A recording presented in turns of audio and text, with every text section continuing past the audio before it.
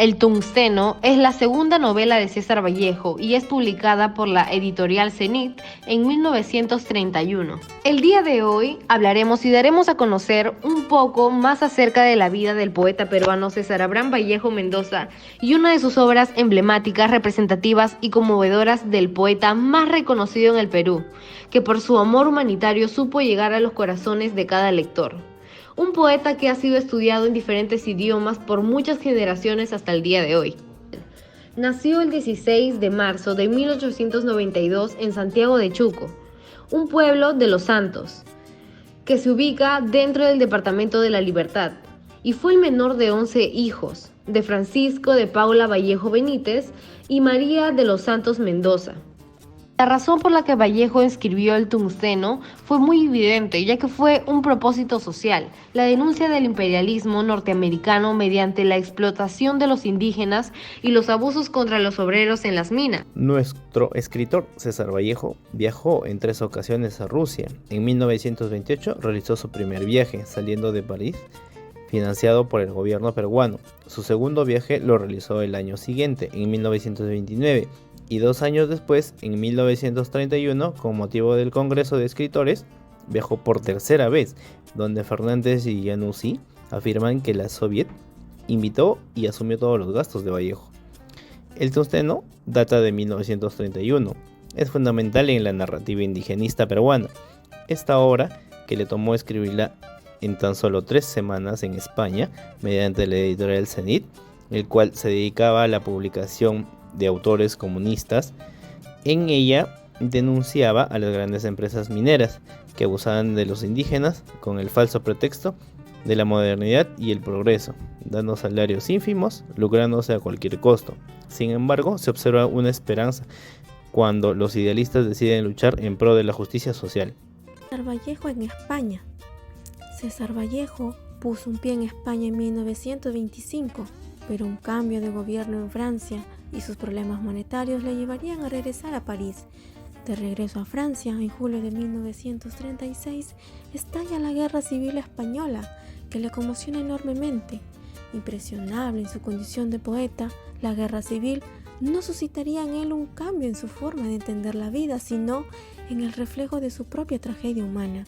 Vallejo se siente uno con un pueblo que lucha por su libertad, pues cuando pisó España por primera vez, llegaría a decir: voy a mi tierra sin duda, vuelvo a mi América hispana, reencarnada por el amor del verbo que salva las distancias.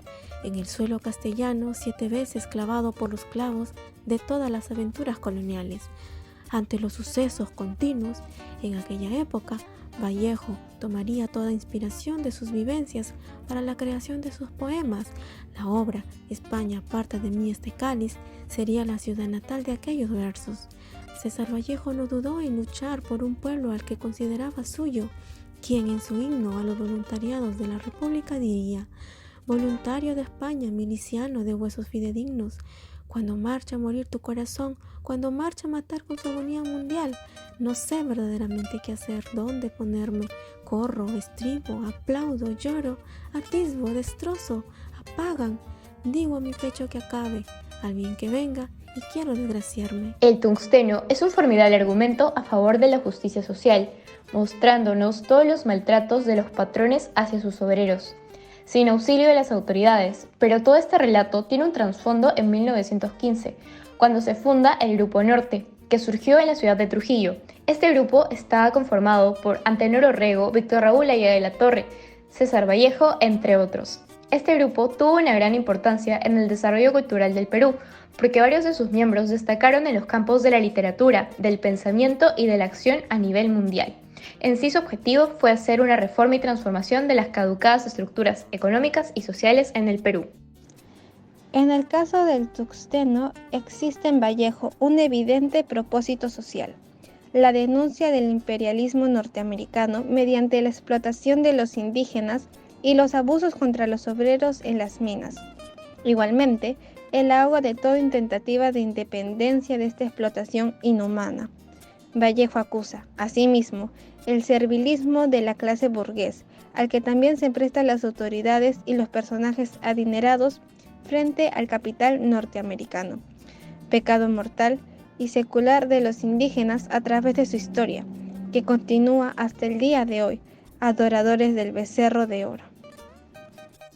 Resumen del tungsteno.